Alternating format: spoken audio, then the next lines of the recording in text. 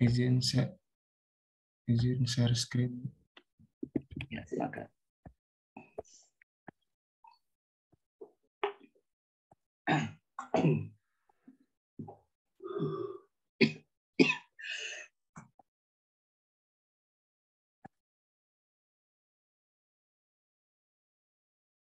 Bismillahirrahmanirrahim. Assalamualaikum warahmatullahi wabarakatuh.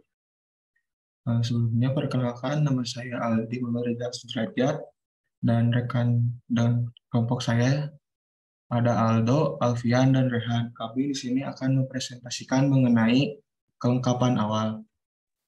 Untuk Aldo, dipersilahkan. Tes. Apakah suara saya terdengar? Terdengar, Aldo. Oke. Ini sebelumnya mohon maaf, ini saya lagi di pinggir jalan, jadi ada suara kendaraan. Kita mulai ya untuk kelengkapan awal. Jadi kelengkapan awal itu terdiri atas halaman judul, halaman pengesahan, halaman abstrak, halaman kata pengantar atau halaman prakata. Lalu ada halaman daftar isi, halaman daftar tabel, daftar gambar, daftar diagram, dan halaman daftar lampiran. Boleh, next. Nah, ini yang pertama yaitu halaman judul. Next.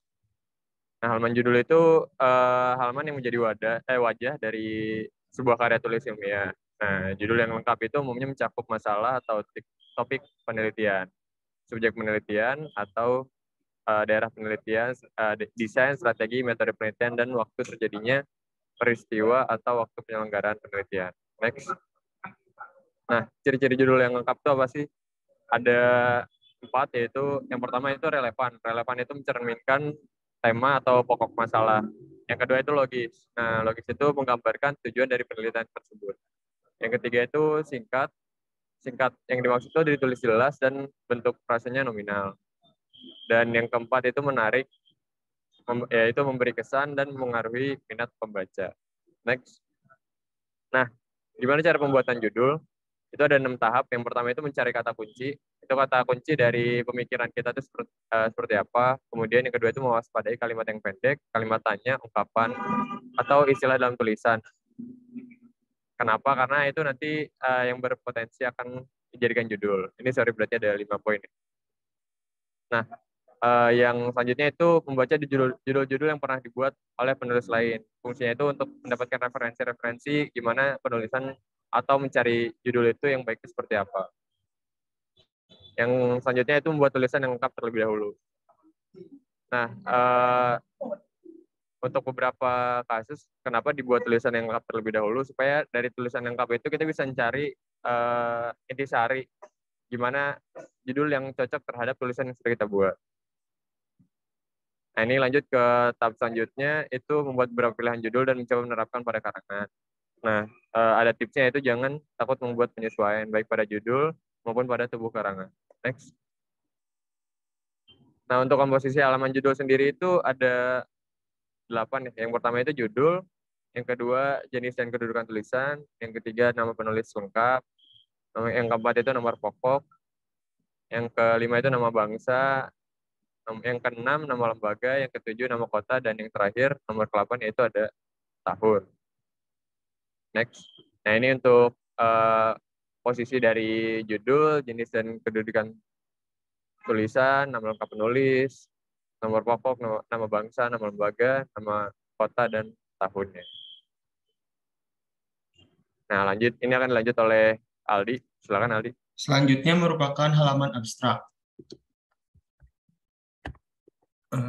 Pada halaman abstrak adalah uraian ringkas tetapi akurat mengenai isi laporan ilmiah yang memuat hal-hal penting dan disusun agar pembaca memperoleh gambaran yang jelas tentang objek yang diteliti.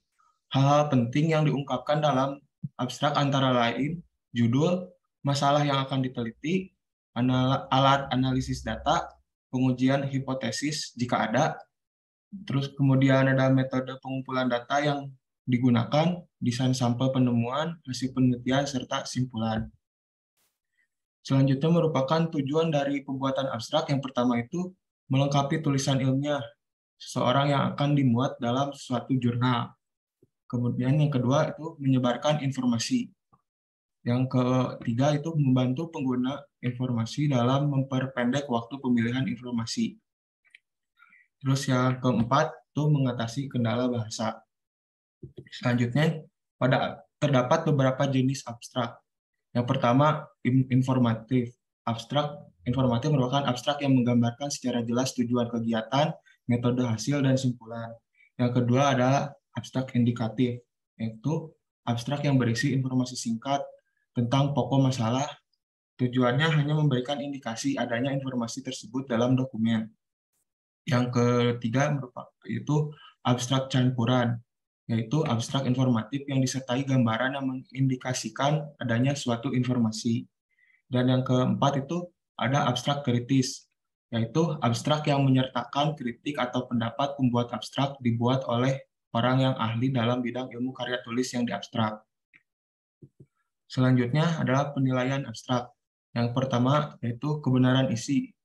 Isi abstrak benar-benar mewakili isi dokumen yang diabstrak, jelas uraiannya, dan tidak diberi tambahan pendapat, komentar, atau kritik dari pembuat abstrak.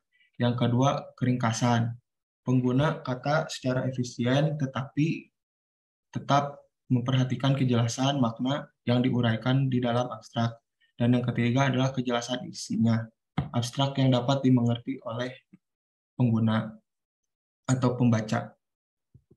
Selanjutnya itu merupakan teknik pembuatan abstrak. Yang pertama, baca artikel yang akan diabstrak. Yang kedua, tandai kalimat atau frase pada pendahuluan yang dapat disunting menjadi tujuan penelitian, dan salin kalimat tersebut secara berurutan. Kemudian yang ketiga, telusuri metode penelitian, lalu tandai kalimat yang berisi bahan yang digunakan, prosedur, kemudian pelaksanaan dan perlakuan penelitian. Yang keempat, amati hasil dan pembahasan pada artikel yang diabstrak, lalu tandai kalimat atau frase yang menyatakan hasil yang dicapai. Yang kelima yaitu amati simpulan, kemudian tandai kalimat penting. Dan selanjutnya, pada butir 2, 3, 4, dan 5 disunting dengan membuka kata-kata penghubung untuk memperbaiki alur kalimat, hilangkan kata-kata berlebihan. Dan yang ketujuh yaitu baca kembali abstrak yang dihasilkan, lalu bandingkan dengan artikelnya. Bila sudah sesuai, abstrak selesai.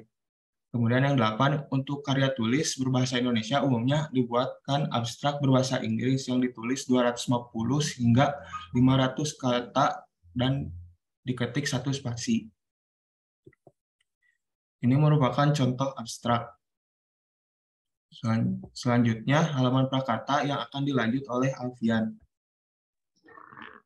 Nah, selanjutnya halaman prakata.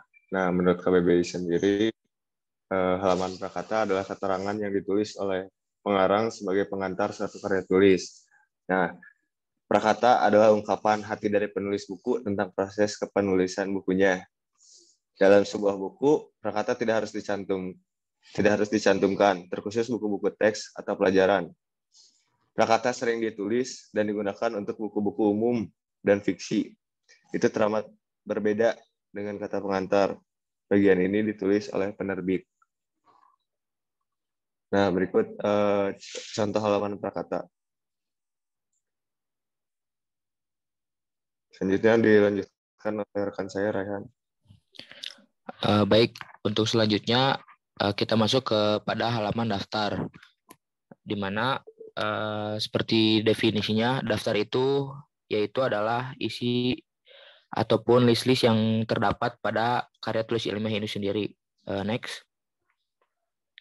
Dalam daftar ini juga dibagi menjadi 4, yaitu ada daftar isi, daftar tabel, daftar gambar dan diagram, dan daftar lampiran. Di mana untuk daftar isi sendiri ini, isinya merupakan judul-judul ataupun judul-judul dari bab ataupun sebab dari karya tulis yang dibuat. Lalu untuk tabel, daftar tabel di sini isinya merupakan petunjuk ataupun judul-judul dari tabel yang terdapat pada karya tulis ilmiah ini. Lalu untuk daftar gambar dan diagram ini isinya merupakan petunjuk, judul, dan letak halaman-halaman dari gambar ataupun diagram yang ada pada karya tulis ilmiah ini. Dan yang terakhir itu adalah daftar lampiran, di mana daftar lampiran ini berisi petunjuk agar si pembaca itu mudah dalam mencari kembali data pendukung dari karya tulis ilmiah yang dibuat ini. Lalu berikut merupakan contoh dari daftar isi, di mana isinya ini terdapat judul-judul dan dari bab dan juga subbab dari karya ilmiah. Next. Mungkin sekian yang dapat kelompok kami jelaskan tentang kelengkapan awal. Mohon maaf bila ada kesalahan. Sekian dari kami. Terima kasih. Silakan jika ada yang ingin ditanyakan dari teman-teman.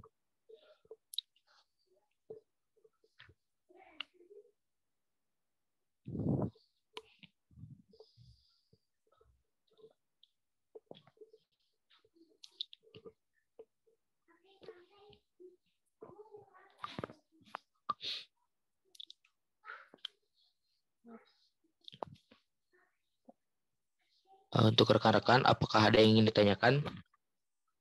Jika tidak ada yang ditanyakan, kelompok kami akan menutup presentasi kelompok kami.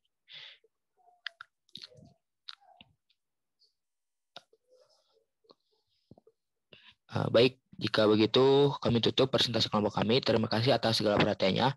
Wassalamualaikum warahmatullahi wabarakatuh. Waalaikumsalam warahmatullahi wabarakatuh.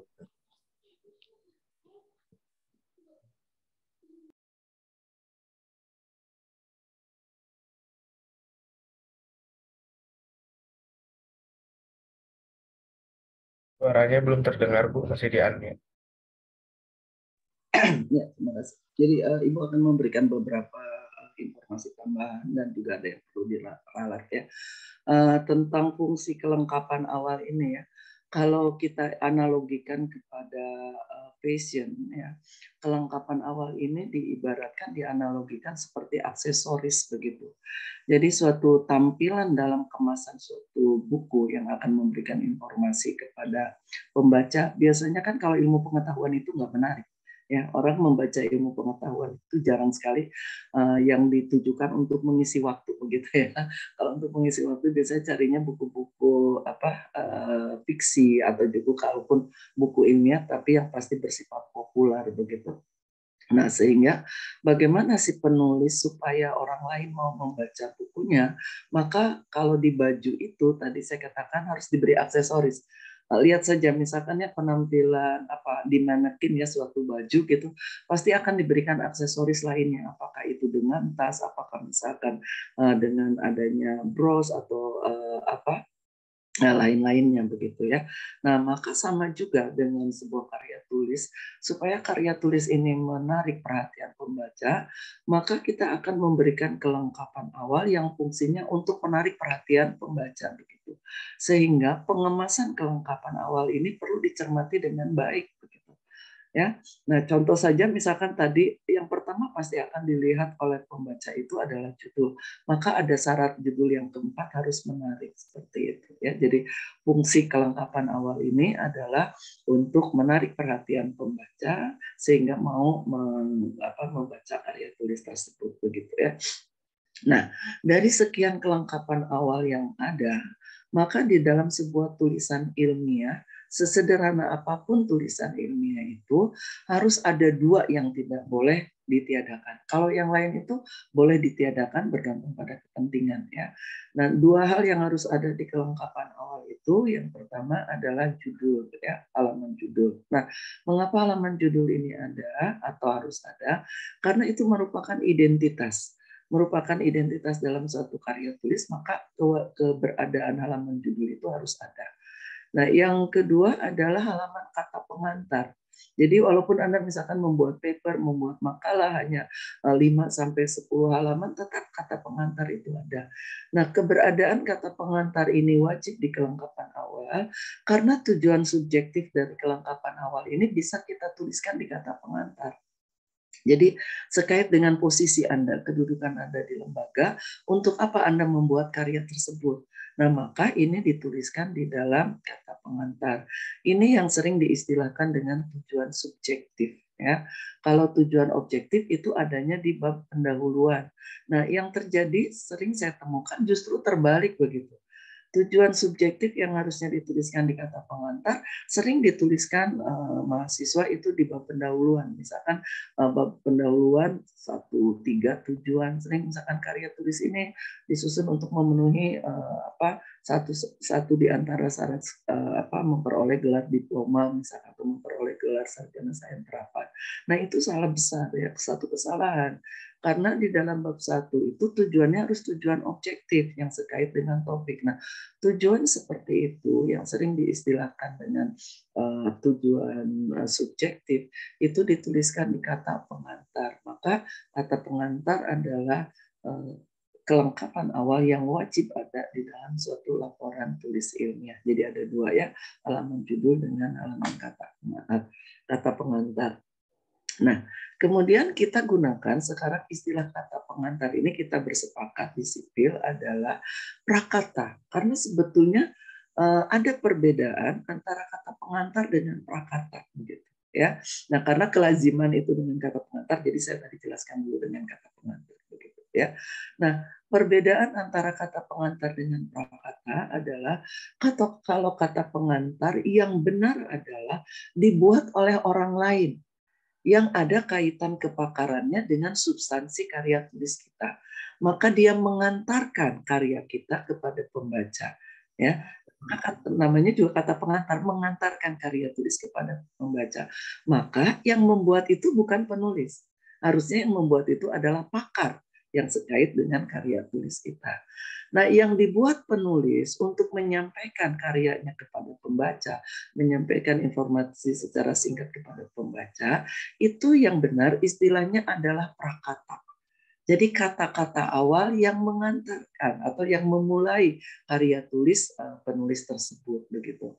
Maka mulai dari tahun kemarin, tahun 2021, setelah kami berdiskusi begitu ya dengan panitia kemarin diketuai oleh Pak Ambar, kita sepakat mengganti istilah kata pengantar, dikembalikan pada pemahaman atau juga definisi awal, yaitu dengan istilah prakata begitu ya. Nah, tadi ada saya barusan cek ya di buku saya begitu, apakah ada pernyataan yang mengatakan justru prakata itu dibuat di dalam sebuah buku fiksi atau di dalam buku yang bersifat umum begitu ya. Nah, pengertian itu barusan saya cek dulu sebentar di dalam buku, tapi memang tidak teliti ya, mengecek sepintas saja. Rasa-rasanya saya tidak pernah menuliskan seperti itu begitu. Jadi saya cek sebentar. Nah, mungkin ini kalau ada dapat referensinya dari yang lain, tolong dicek kembali ya. Justru prakata tidak pernah dituliskan di dalam fiksi gitu. Ya, buku-buku fiksi itu biasanya tidak disertai dengan prakata ya. Kalaupun ada kata pengantar, sifatnya bukan sebagai kata pengantar, tapi biasanya berupa hasil dari resensi begitu ya. Jadi resensi yang disampaikan oleh para biasanya pembaca yang sekait dengan fiksi tersebut, kemudian dia akan memberikan testimoninya begitu ya. Nah, sering diistilahkan dengan testimoni atau juga tadi hasil resensinya itu disampaikan kepada pembaca untuk mendukung pada buku tersebut. Biasanya itu diistilahkan dengan testimoni begitu ya. Karena memang betul sekali kalau saya lihat jarang sekali testimoni ini hasil dari resensi begitu dalam buku-buku fiksi. Karena kalau hasil resensi itu harus mengungkapkan dua sisi keunggulan dan kelemahan buku. Tapi pada umumnya di buku-buku fiksi atau buku-buku ilmiah populer itu, testimoni yang diberikan orang lain itu seolah-olah buku itu baik, buku itu layak dibaca gitu. Buku itu merupakan buku yang sangat baik untuk dinikmati pembaca, misalkan seperti itu ya. Jadi testimoni yang saya beredar sekarang itu jarang berdasarkan hasil resensi, karena kalau hasil resensi harus mengungkapkan keunggulan dan kelemahan buku tersebut. Nah, testimoni sekarang rata-rata itu mengungkapkan keunggulan dari buku tersebut ya. Jadi nanti tolong dicek lagi ya kelompoknya Aldi, apakah atau berikan informasi pada saya yang menyatakan prakata justru dibuat di dalam buku-buku fiksi atau buku-buku umum ya. Sepengetahuan saya justru prakata itu munculnya adalah dalam buku ilmiah. Kalau akan disertai dengan pernyataan ahli yang sudah memahami atau juga membaca buku kita, maka kita bisa munculkan kata pengantar. Jadi dalam sebuah buku memungkinkan ada kata pengantar dengan ada prakatanya, ya. Misalkan dalam buku saya yang tentang buku bahasa Indonesia untuk bisnis, ya. Nah, itu karena memang hasil dari disertasi, maka disertai kata pengantar dari promovendus, ya. Jadi dari promotor saya dia menyertakan kata pengantar, kemudian prakatanya dibuat oleh saya sebagai promovendus, begitu, ya. Jadi hasil dari buku bahasa Indonesia untuk aktivitas bisnis tersebut. Jadi ada dua. Nah, mengapa terjadi, ya? Sebetulnya ini kan terjadi sekitar awal tahun 19-an lah, begitu, ya, kata prakata diganti dengan kata pengantar. Karena untuk karya-karya tulis yang mengakhiri suatu program pendidikan, kalau mahasiswanya diminta untuk mencari pakar yang mau membaca tugas akhirnya kemudian menuliskan kata pengantarnya, itu akan sangat sibuk, akan sangat susah. Mungkin mahasiswa akan terhambat, begitu, ya, mencari pakar yang mau membaca TA-nya kemudian menuliskan kata pengantarnya, nanti pembuat TA itu menuliskan prakatanya. Nah, akhirnya kelazimanlah kata prakata itu diganti kata pengantar. Jadi seolah-olah mengantarkan karya tersebut pada pembaca oleh penulisnya sendiri. Kan aneh secara logika, gitu, ya. Kalau kita pergi, yang mengantar itu kan pasti orang lain, kan? Ya, nggak mungkin kita pergi, kita sebagai pengantar juga, begitu. Nah, logikanya seperti itu di dalam karya tulis ilmiah. Jadi tidak mungkin sebetulnya kata pengantar itu ditulis oleh penulis, karena yang mengantarkan karya tulis itu harus orang lain, bukan penulisnya, begitu, ya. Nah, jadi itu dimulai tahun 19-an, karena saya yang lulus tahun 80-an itu masih menggunakan istilah prakata dalam skripsi saya, begitu, ya. Nah, jadi akhirnya seolah-olah lazim sebuah karya tulis memberikan pernyataan awal kepada pembaca, mengantarkan karya tulis kepada pembaca oleh penulisnya sendiri, begitu, ya. Mudah-mudahan apa yang dilakukan oleh sipil mengembalikan kembali pada pemahaman prakata dengan kata pengantar itu diikuti oleh jurusan lain, ya. Nah, itu yang pertama. Kemudian tadi di prakata tidak terjelaskan, ya, bagaimana posisi penulis di dalam prakata ini, ya. Nah, baik itu di dalam kalau kata pengantar, ya, posisinya kan karena dia mengantarkan pembaca, maka sering kata pengantar itu misalkan diawali dengan assalamualaikum, kemudian juga ditulis nama pembuat kata pengantar di bawahnya, ya. Jadi menyatakan pluralis majestisnya. Pembuatan kata pengantar itu diakhiri dengan bulan, kemudian tahun, dan tempat, bulan, dan tahun pembuatan kata pengantar, kemudian ditulis nama kata pengantar di bawahnya itu. Nah, akhirnya menulis kata pengantar oleh penulis juga sama, gitu. Akhirnya penulis menuliskan nama di situ, ya, padahal tidak demikian. Prakata pluralis majestis, ya, di dalamnya itu tidak menuliskan nama kita, tidak menggunakan kata ganti orang ke satu, begitu, ya.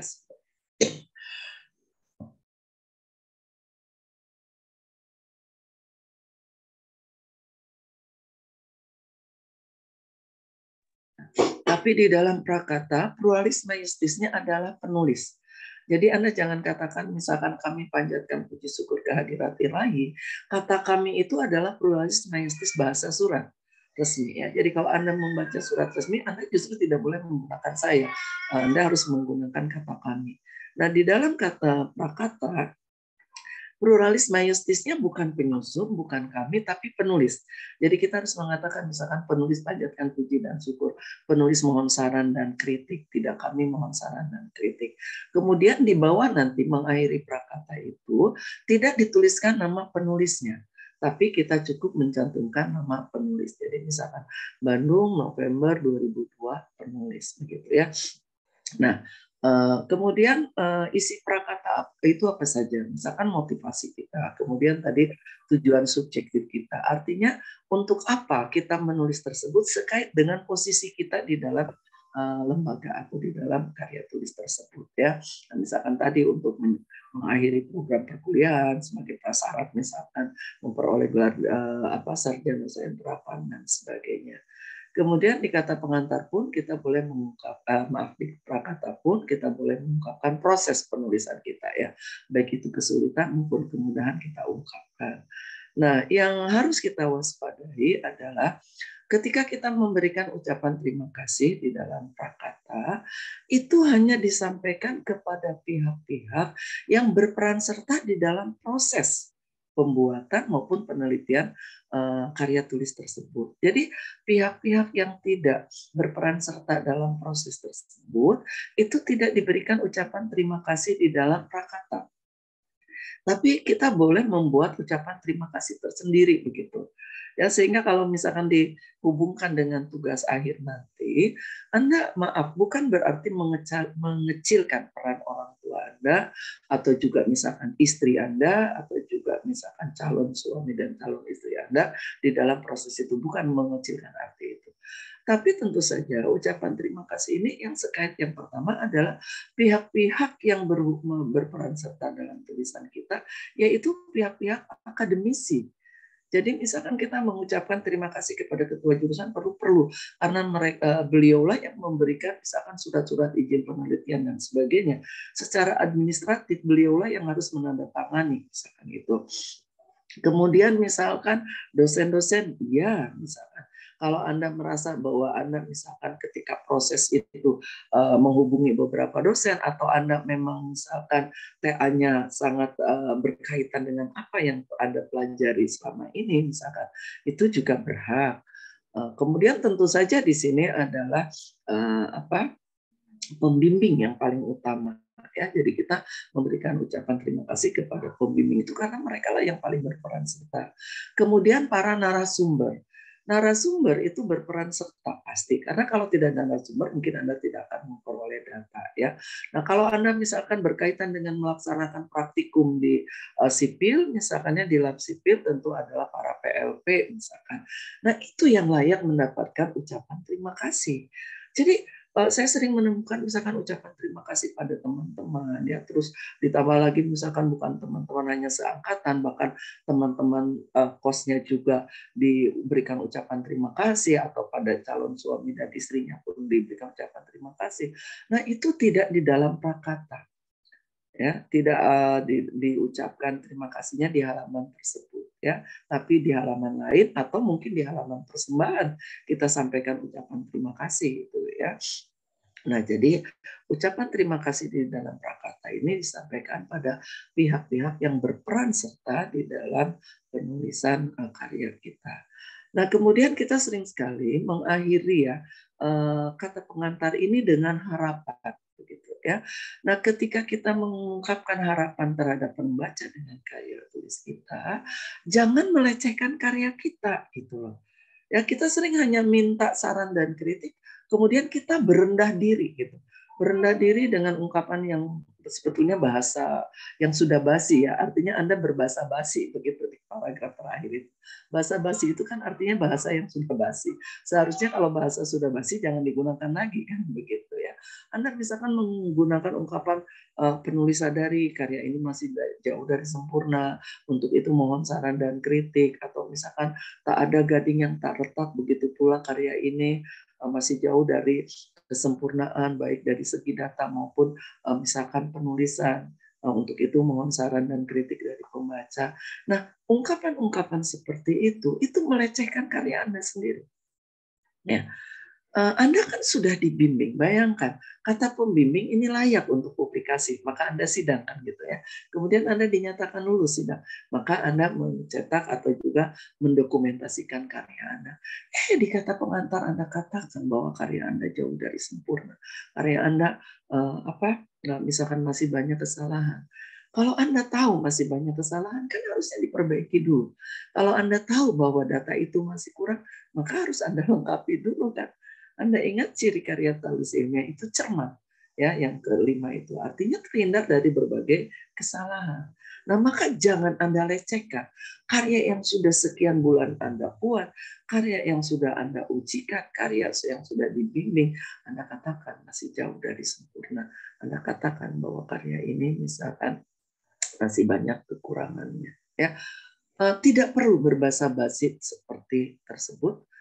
kalau Anda hanya ingin meminta saran atau berharap terhadap karya Anda bisa ungkapkan, misalkan saya berharap karya ini bermanfaat bagi misalkan yang tertarik dengan bidang atau dengan substansi yang Anda ungkapkan dalam karya ini, misalkan. Tapi apabila ada saran dan kritik, penulis akan terima dengan senang hati. Kan itu lebih apa ya? Anda menunjukkan kepercayaan diri terhadap karya Anda, bahwa karya Anda memang bermanfaat untuk orang lain, tapi juga secara implisit Anda tetap terbuka dengan perbaikan apabila akan ada yang menyampaikan.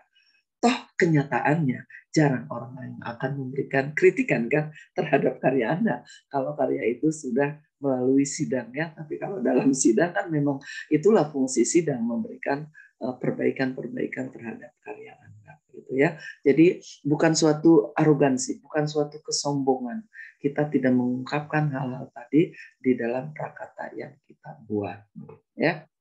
Nah, itu tentang prakata. Jadi saya ke prakata dulu ya. Walaupun sebetulnya di dalam catatan saya ini adalah judul dulu. Tadi saya ingin merevisi dulu. Tapi karena tadi ada dua hal, saya ulangi lagi.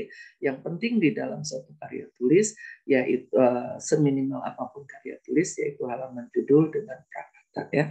Nah, kemudian saya ingin ulas tentang halaman judul tadi ya. Di halaman judul tadi ada syarat ya. Ada satu syarat untuk sebuah tulisan yang merupakan laporan ilmiah. Ingat nih, tulisan yang merupakan laporan ilmiah, syarat judul harus ditambah satu lagi, yaitu menggambarkan tujuan. Jadi yang 4 ini, satu adalah relevan dengan isi, yang kedua menggambarkan tujuan, yang ketiga singkat, yang keempat itu menarik. Ya, syarat keempat dalam laporan tulis ilmiah boleh tidak terpenuhi. Ya, karena biasanya substansi yang kita sampaikan itulah yang penting terungkap begitu. Maka syarat 3 ini yang harus terpenuhi. Bagaimana supaya syarat 1 dan 2 terpenuhi, yaitu relevan dengan isi atau dengan topik dan tujuan, maka benar tadi, merumuskan judul itu dari tema saja. Karena tema kan sudah merupakan kalimat gabungan dari tujuan dan topik kan begitu.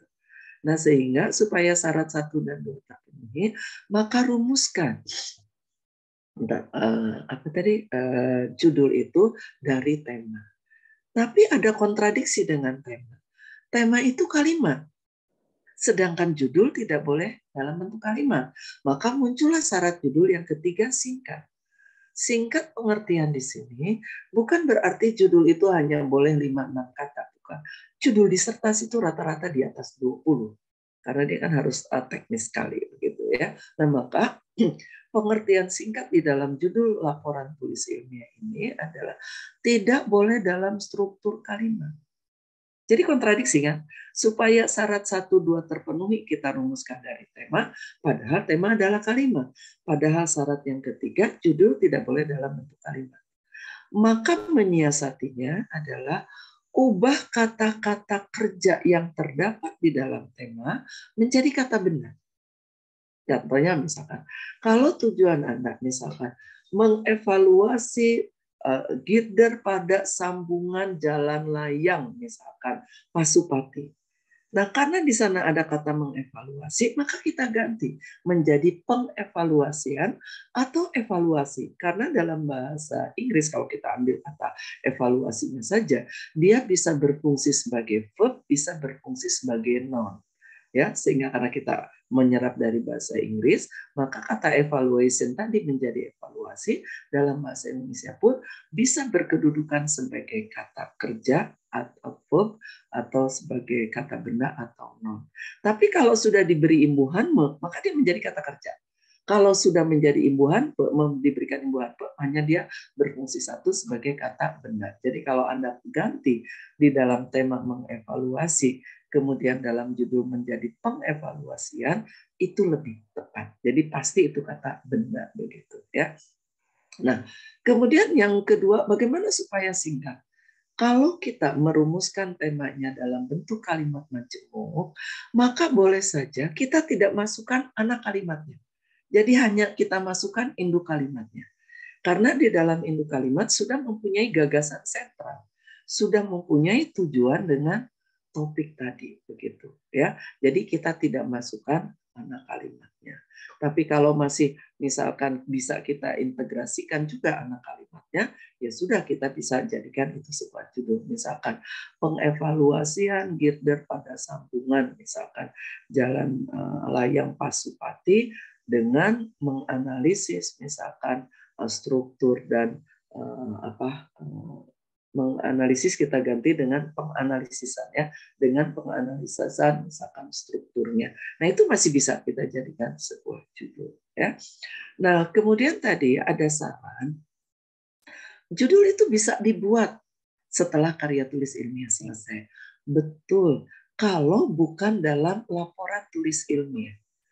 Kalau dalam laporan tulis ilmiah atau juga di dalam hasil sebuah tulisan hasil riset ya.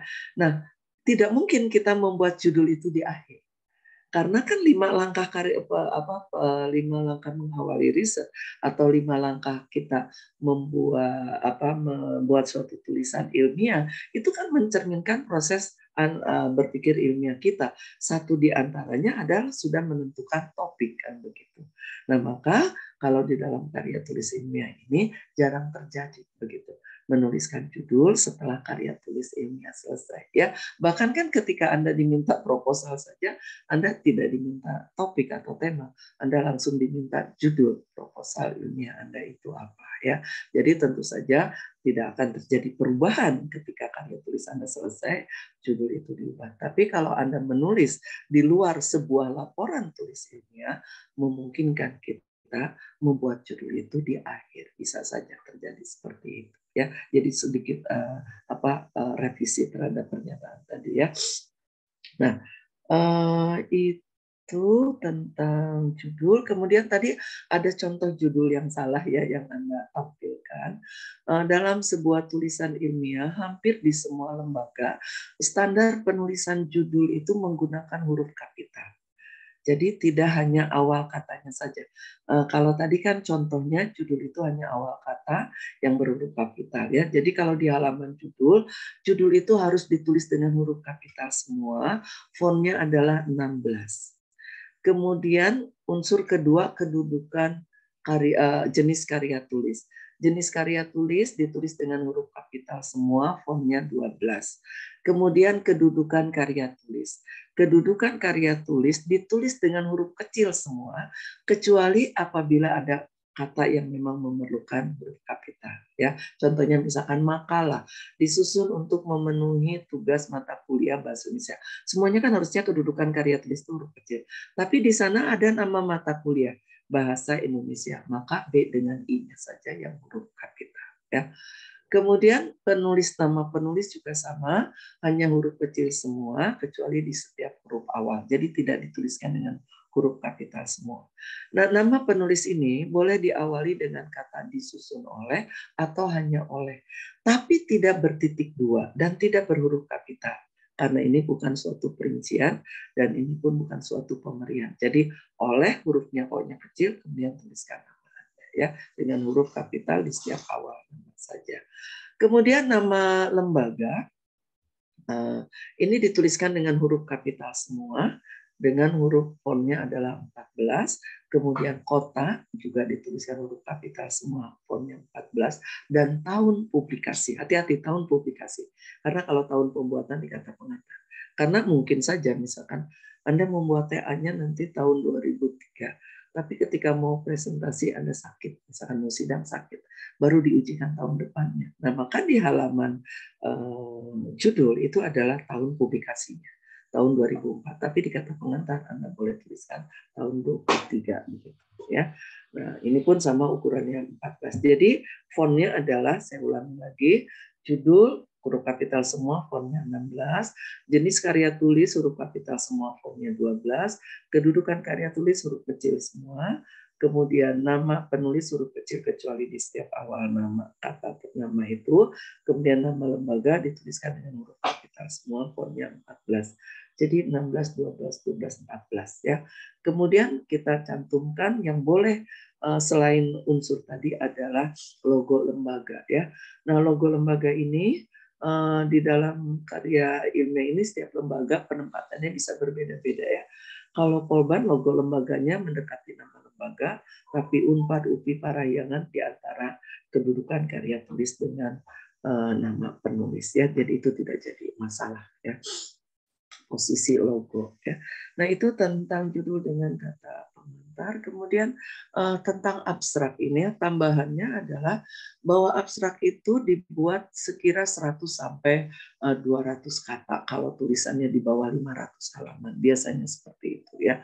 Nah, tapi kalau tulisannya sudah di atas 500 halaman, biasanya 300 sampai 450 kata jumlahnya ya. Unsur penting yang diungkapkan di dalam abstrak yang pertama adalah kita ungkapkan apa persoalan kita. Nah, itu bisa diungkapkan topiknya, temanya, atau judul.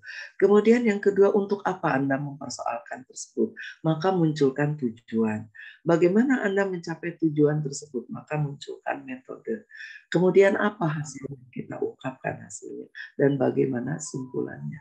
Jadi itu 5 hal penting yang harus terungkap di dalam abstrak ya. Abstrak tidak berisi kutipan. Abstrak tidak berisi latar belakang. Jadi jangan memunculkan kutipan di dalam abstrak ya. Kemudian abstrak ditulis dalam spasi ya. Abstrak ditulis dalam spasi tunggal, kemudian dibuat hanya dalam 1 paragraf.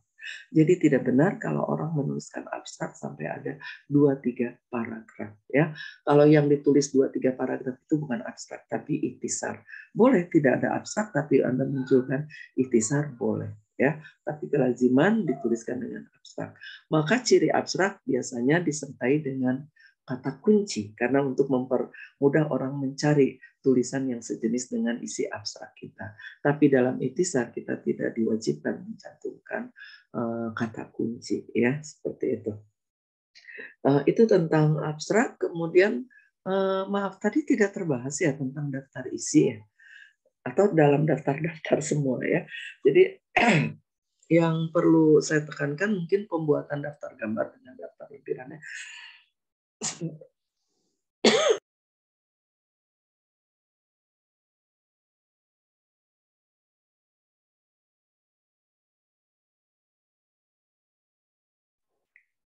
Ya, saya ingin memberikan informasi untuk pembuatan daftar gambar dengan daftar tabel. Jadi tidak benar kalau membuat daftar tabel dengan daftar gambar menggunakan 2 angka atau istilah Anda 2 digit gitu ya. Nah, sering misalkan gini, gambar 2.1, gambar 2.2, gambar 3.1, gambar 3.2, gambar 3.4. Nah, itu tidak benar ya. Kalau yang dimaksud angka pertama menunjukkan bab, itu tidak benar. Jadi yang dimaksud gambar 2.1, gambar berada di bab 2 nomor urut 1. Gambar 2.2, gambar di bab 2 nomor urut 2. Itu salah. Itu pemahaman yang salah. Ya. Jadi gambar itu diintegrasikan dari nomor urut 1 sampai terakhir. Gambar 1, gambar 10, gambar 30. Gitu. Kemudian judul gambar dan keberadaan. Kita boleh menggunakan 2 angka pada gambar apabila ada gambar di dalam gambar. Misalkan gini, Anda membuat gambar 2 denah rumah. Gambar 2 denah rumah. Di gambar denah rumah itu Anda memberikan gambar. Ada gambar denah ruang tamu, ada gambar denah ruang makan, ada gambar denah ruang tidur misalkan. Nah, artinya gambar denah ruang makan, gambar denah ruang tamu, gambar denah ruang tidur tadi bagian dari gambar rumah. Nah, ini benar. Jadi gambar 2 denah rumah, gambar 2.1 gambar denah ruang tamu, gambar 2.2 itu benar. Gitu. Jadi bukan menunjukkan bab. Begitu pula di dalam tabel. Jadi kalau Anda misalkan membuat tabel 3 jumlah penduduk Indonesia.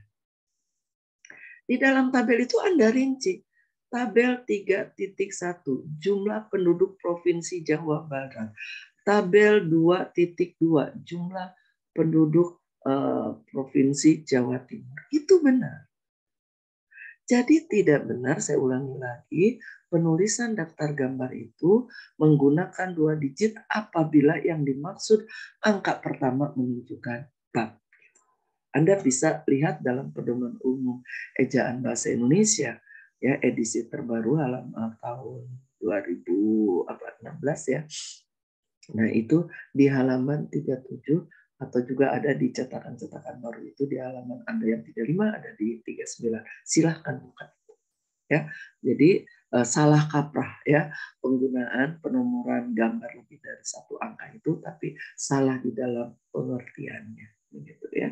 Nah, itu saja yang saya ingin sampaikan pada Anda. Jadi sekarang silakan dibuat kelengkapan tersebut. Itu kita buat, kita ibaratkan ada saja. Oh, ada misalkan gambarnya ada 5 gambar buat daftarnya. Anda ibaratkan ada tabel apa saja, kan bisa diibaratkan dulu ya. Nanti Anda buat, minggu depan kita akan koreksi. Begitu ya. Saya buka di satu pertanyaan. Kalau itu Dali, silakan kalau ada yang ditanyakan. Ya Bu, bertanya Bu, ada 3 pertanyaan Bu. Tadi mengenai judul itu, kalau misalkan judul yang kita buat ada dalam kata bahasa Inggris, apakah di italic atau bagaimana Bu? Terus yang kedua, di bagian abstrak itu pada buku bahasa Indonesia itu hanya dalam bahasa Inggris, itu bagaimana ya Bu? Terus dalam daftar gambar tadi yang masalah penomoran, kalau misalkan 1 digit itu apakah jadi kayak kalau misalkan diilustrasikan di bagian, jadi misalkan 2 sama 2.1. Nah, si nomor 2-nya itu apakah lingkup besarnya, terus yang ke 2.1-nya ke lingkup yang terkecil atau bagaimana Bu? Terima kasih. Baik. Prinsip yang pertama adalah menuliskan istilah asing dalam apapun harus berhuruf italik. Karena artinya istilah itu bukan kosakata bahasa Indonesia. Kalau kosakata itu sudah kita serap, itu kan sudah menjadi perbendaharaan bahasa Indonesia, maka tidak dimiringkan. Jadi mau Anda tuliskan di halaman judul, mau Anda tuliskan di naskah, mau Anda tuliskan di daftar apapun, begitu ada istilah asing harus berhuruf italik, begitu ya. Nah, mungkin yang Anda maksud bagaimana kalau judul itu sudah berbahasa asing. Ya, misalkan kan hanya di Polban judul itu ditulis dalam 2 bahasa kan. Satu bahasa Indonesianya, satu istilah bahasa menggunakan bahasa asing ya.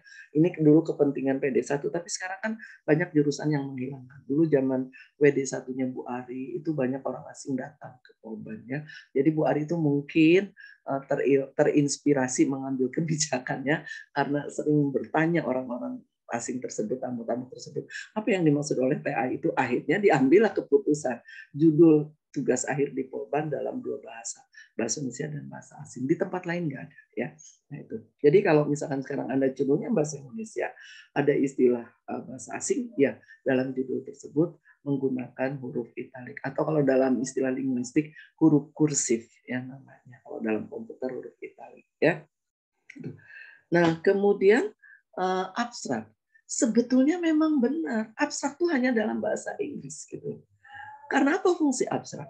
Fungsi abstrak adalah memberikan informasi penting tentang karya tulis kepada pihak yang tidak menguasai bahasa karya tulis. Itu fungsi abstrak. Ya. Jadi kalau tulisan itu dalam bahasa Indonesia, maka buat abstraknya dalam bahasa Inggris. Artinya ketika ada orang yang tidak menguasai bahasa Indonesia, ingin tahu apa sih ini karya tulis ini isinya, makanya kan tadi diungkapkan hal-hal penting saja. Maka baca abstrak. Tulisannya berbahasa India. Orang tidak bisa menguasai semuanya bahasa Indonesia. Maka bahasa Inggris. Karena bahasa Inggris ini dianggap bahasa internasional. Kan gitu. Kalau Anda yang mengerti bahasa Indonesianya karya tulis tersebut, dan Anda mengerti bahasa dari karya tulis tersebut, Anda ingin mengetahui isi karya tulis tersebut, ya baca kan karya tersebut. Gitu. Tapi Anda tidak punya waktu Anda hanya singkat. Ya baca simpulannya. Anda misalkan tidak punya waktu juga, tapi ingin tahu, baca daftar isinya. Hanya punya waktu sekian detik, baca judulnya. Gitu kan. Nah, jadi itu fungsi abstrak. Untuk orang yang tidak menguasai bahasa karya tulis, tapi dia ingin tahu apa hal-hal penting yang ada atau hal-hal utama yang terungkap dalam karya tulis tersebut, maka dia baca abstrak. Nah, kemudian yang terjadi sekarang ini, mengapa abstrak pada umumnya dibuat dalam dua bahasa, terutama di Indonesia ya. Ini sebetulnya sekait dengan perkembangan teknologi asalnya, yaitu ada e-lab, electronic library. Dengan adanya electronic library, katalog itu kan nggak ada di perpustakaan. Jadi kan kalau orang mencari karya tulis ke perpustakaan, datang, lihat katalog kan. Di katalog itu akan tertulis judul bukunya, siapa pengarangnya, tahun terbitnya, penerbitnya, dan ada ikhtisar dari karya tulis tersebut. Nah, dengan adanya electronic library, katalog hilang. Orang mencari buku tinggal cari informasi. Nah, seharusnya yang dibuat oleh para pustakawan ini adalah sama dengan yang dibuat para penulis, yaitu abstrak informatif. Kan ada abstrak indikatif, tadi ada abstrak kritis, dan ada abstrak informatif, dan ada abstrak campuran. Nah, bayangkan, pustakawan di perpustakaan manapun terbatas. Pustakawan pun ilmunya pun terbatas. Tidak akan menguasai semua ilmu. Nah, jadi dia tidak mungkin membuat abstrak dari sebuah karya tulis karena keterbatasan ilmu. Maka akhirnya untuk mengisikan informasi di perpustakaan yang sekait dengan buku itu diambil dari abstrak para penulis buku tersebut. Gitu. Nah, di Indonesia abstraknya dalam bahasa Inggris dia kan harus terjemahkan. Nah, maka akhirnya pembuatan abstrak di Indonesia oleh beberapa lembaga diminta disertai dengan bahasa Indonesia. Sehingga nanti yang akan memasukkan tugas akhir ke dalam repositori perpustakaan tidak kesulitan, ambil kopi abstrak bahasa Indonesianya, kemudian dimasukkan pada informasi tentang tugas akhir karya tersebut. Begitu. Itu sejarahnya begitu. Abstrak di Indonesia menggunakan dua bahasa. Tapi kalau kita Anda lihat di Unpad tidak ada abstrak dalam bahasa Indonesianya, tapi dalam bahasa Inggrisnya. Kemudian tapi tugas akhir di Unpad dia harus membuat sinopsis.